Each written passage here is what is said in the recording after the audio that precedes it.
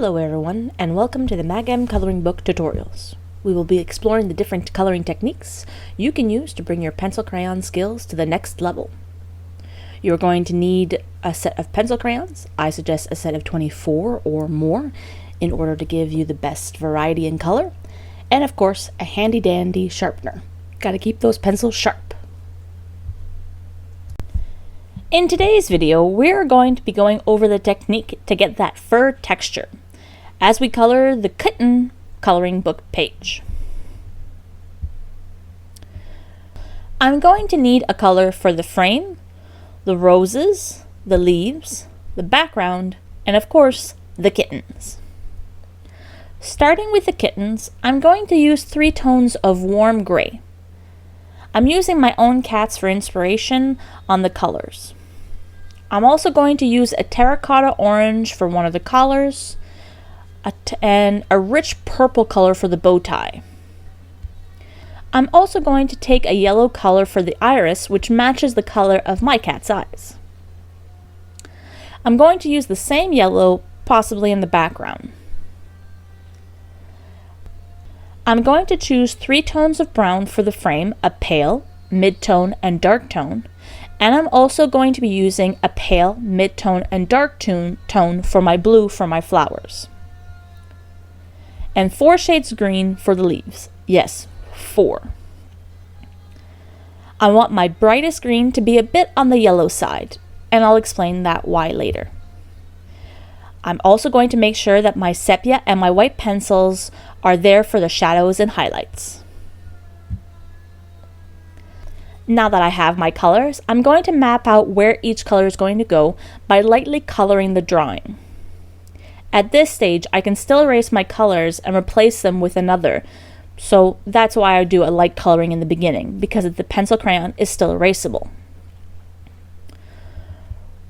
With the drawing covered in a base color, I can start to refine the textures. I'm going to start with the cats. Using my dark gray, I'm going to define my darker edges.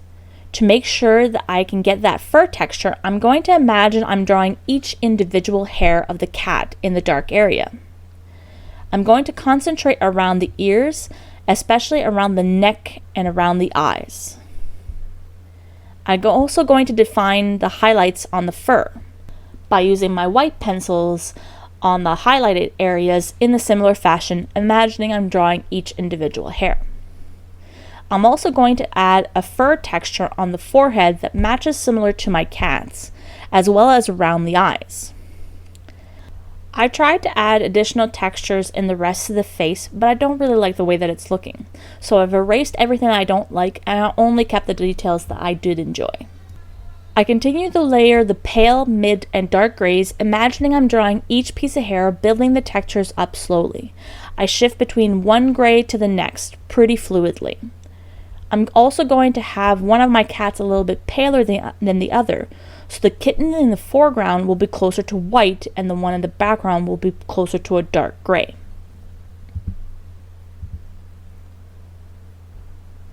I'm going to work darker and darker, building up the layers of color, moving gradually to that nice dark rich gray.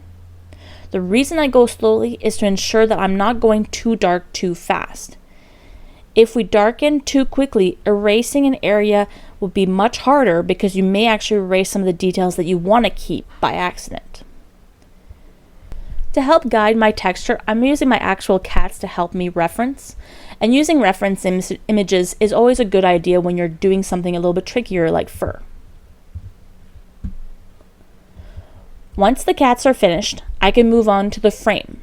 To help me, as this is a pretty complex frame, I start with my darkest brown and color in the portions in my mind which are the furthest back.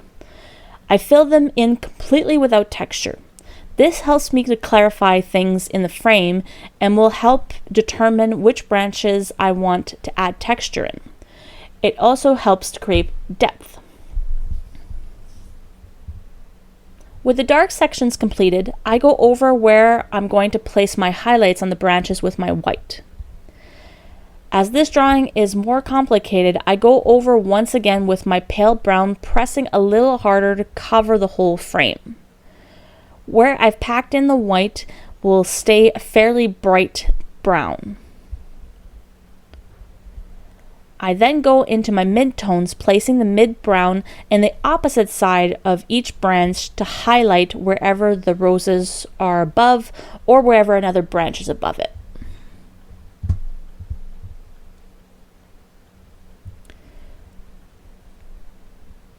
I'm going to leave the frame there and see how the rest goes, and if I want to define the drawing more, I'll go back in afterwards.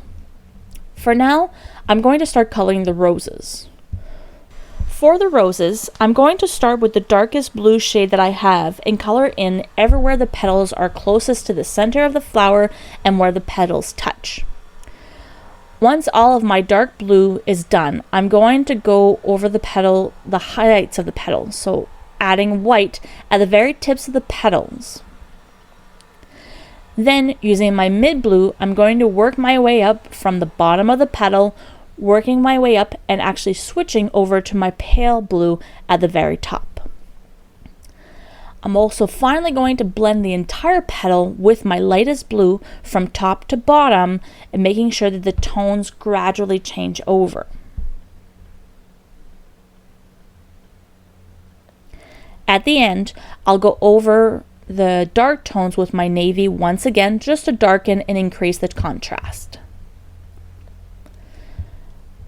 Flower by flower, I go around the frame covering the flowers with these colors until they are done. Once I've covered every single flower with this nice rich blue, I'm going to move on to the leaves. I start with my yellowish green and place a small highlight at the tip of the leaves so that my highlight will have a slight yellow hue to it. Not a lot, just enough so that each leaf will have that slight highlight. I'm then going to take my darkest green and define the center of the leaf and also the shadows where the stems meet the flowers. Once the shadow is determined, I can go back in with my midtone and gradually darken the stem and moving until I hit the yellowish tone. At the very end, I'm going to use my white pencil and pass over the highlights of the leaves to give it a bit of a kick. This will help bring out the yellow and have the rest of the green blend into each other a little bit smoother. The final step is the background. It can be pretty much anything you want. I'm going to keep it simple and just take the yellow from the eyes and fill the whole background with it. Once the background is filled, I take a last look at my drawing and squint my eyes, and anywhere that details tend to fade or disappear, I'm going to take my sepia and go over the edges to add that nice dark tone or add a little bit of white where I need to. After that, I'm done. I hope you had as much fun coloring this as I did coloring and drawing this piece. Thank you very much for watching, and I hope this brings your coloring skills to the next level. Remember to have fun with your coloring, and remember where your light source is. Please share your finished drawing on Instagram, Twitter, Facebook, or TikTok using the hashtag MAGAMColoring2022. And with that, we will see you next time. Happy coloring!